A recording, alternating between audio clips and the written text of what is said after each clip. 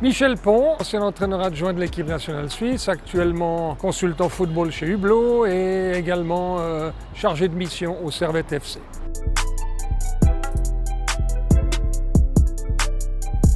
Pour un enfant de 5 ans, c'est très facile. Mon métier, c'est de transmettre. Donc, du moment que l'entraîneur est en principe toujours plus âgé que les joueurs, par la force des choses, il transmet à la jeunesse.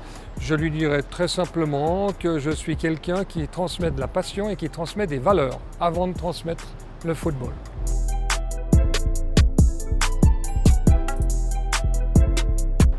Beauté, valeur, indépendance.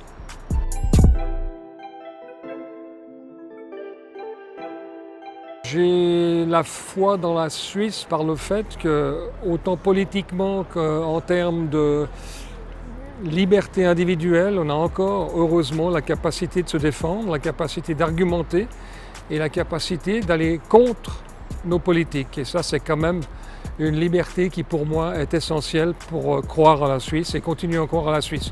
Je ne parle pas de la beauté, je ne parle pas de tout ce qui font les clichés de la Suisse, parce que ça, on le connaît, on le sait, mais pour moi, c'est vraiment la liberté fondamentale de pouvoir encore donner son avis et surtout de contrer quelque chose qui ne nous plairait pas.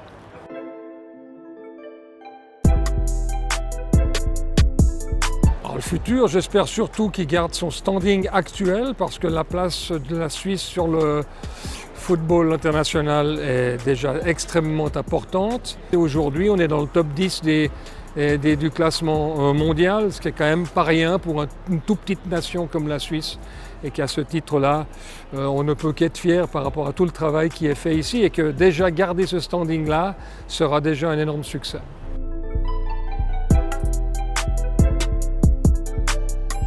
Je naturaliserai aujourd'hui, allez, on va dire Marcus Rashford, qui est pour moi un centre-avant complet, qui représente très bien peut-être un certain manque dans la Suisse, dans l'équipe de Suisse, centre-avant, qui va dans la profondeur, qui demande le ballon et qui représente aussi quelque chose en dehors du football.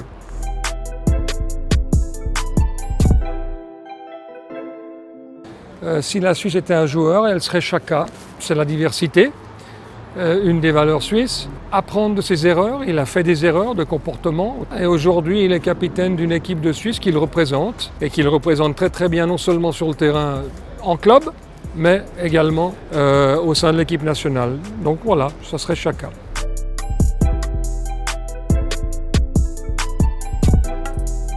Mon rêve le plus fou, ça serait de revenir en arrière de 6 ans et de reprendre l'équipe nationale.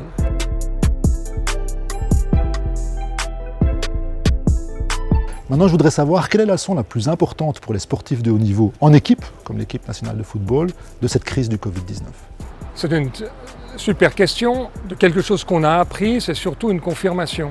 La confirmation du rôle social a été énorme par rapport à un contact, certes indirect, mais tellement important que la cohésion de l'équipe.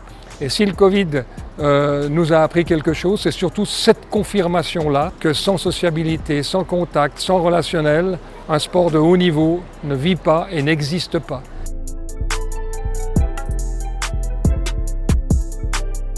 Quelle valeur vous donneriez à l'équipe nationale aujourd'hui?